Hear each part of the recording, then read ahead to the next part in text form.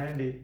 So Iran Israel US war ఇప్పుడు వచ్చింది విరామం అనుకోవాలా, లేకపోతే విరమణ అనుకోవాలా, లేకపోతే యుద్ధాన్ని ఉధృతం చేయడానికి వాళ్ళకి ప్లాన్ ఆఫ్ యాక్షన్ చేసుకోవడానికి ఒక స్ట్రాటజీని డెవలప్ చేసుకోవడానికి వాళ్ళు ఒక టైంని కిల్ చేస్తున్నారా? బాగా పరిశీలించి చూస్తే టైంని కిల్ చేయడమే అనిపిస్తుంది. ఎందుకంటే already Iran USS Abraham Lincoln మీద మిసైల్ వేశామని క్లెయిమ్ చేసుకుంటుంది. అట్లానే ల్యాండ్ వార్ కోసం ట్రంప్ ప్రయత్నాలు చేస్తున్నారు.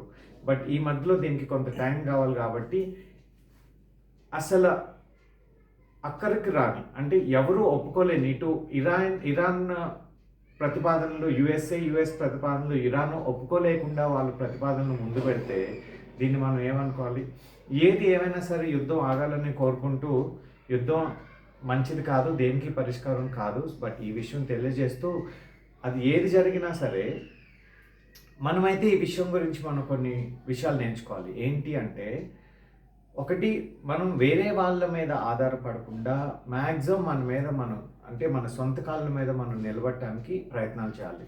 అది ఒక దేశమే కావచ్చు, మనమే కావచ్చు.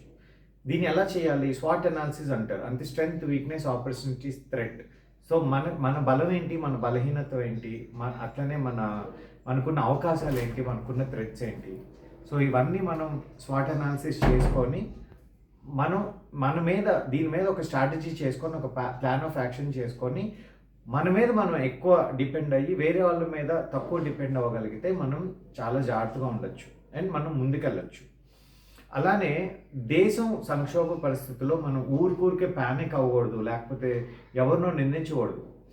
ఏవో పిచ్చి పిచ్చి వీడియోస్ చూసి మన కామన్ సెన్స్ మనం మర్చిపోకూడదు. సో నేను చెప్పాలనుకుంది ఏంటంటే, ఇప్పుడు ఎగ్జాంపుల్ గ్యాస్ బుకింగ్ ఉంది. సో ఇప్పుడు నేను ఫిబ్రవరిలో బుక్ చేశాను, ఫిబ్రవరి, మార్చ్, ఏప్రిల్ వరకు వస్తుంది. నేను మళ్ళీ మేలో బుక్ చేసుకుంటా. నేను ప్యానిక్ అయ్యి నేను ఇప్పుడు మార్చ్లో ఉన్నా కాబట్టి మార్చ్లో బుక్ చేసుకురాను అనుకోండి, మార్చ్లో అవసరం ఉన్న వాళ్ళు బుక్ చేసుకోలేరు కదా. సో కాబట్టి మనందరం ఒక ఫ్యామిలీ. దేశం అంటే మట్టి కాదు మనుషులు అని అన్నారు కదా గురజాడ అప్పారావు గారు. అలానే మనందరం మనుషులం. సో మనందరం ఒక కుటుంబం. మనం ఏం చేయాలని అంటే ప్యానిక్ అవ్వకుండా ఉన్న పరిస్థితులను అర్థం చేసుకొని, మన పరిస్థితి ఏంటి, మే వరకు ప్రాబ్లం లేదు కాబట్టి నేను మార్చ్లో బుకింగ్ చేయను. మార్చ్లో అవసరం ఉన్న వాళ్ళు బుకింగ్ చేసుకుంటారు. మళ్ళీ మేలో నేను బుకింగ్ చేసుకోను. మళ్ళీ మేలో నాకు అవసరం ఉంది నేను బుక్ చేసుకుంటా. మేలో అవసరం లేని వాళ్ళు బుక్ చేసుకోవద్దు. అలా ఒకరికొకరు మనం అడ్జస్ట్ చేసుకోవాలి. పెట్రోల్ ఇష్యూ ఉంటే ఓకే, మెట్రోలో వెళ్ళగలిగితే మెట్రోలో వెళ్దాం, బస్సులో వెళ్ళగలిగితే బస్సులో వెళ్దాం, తప్పని పరిస్థితుల్లో బండి తీద్దాం. ఇలా మనం ఏంటంటే మన దేశాన్ని సంక్షోభంలో ఉన్న టైంలో మనం ముందుకు తీసుకెళ్లే ప్రయత్నం చేయాలి. కానీ ఏవేవో వీడియోలు చూసి అనవసరంగా ప్యానిక్ అవ్వద్దండి.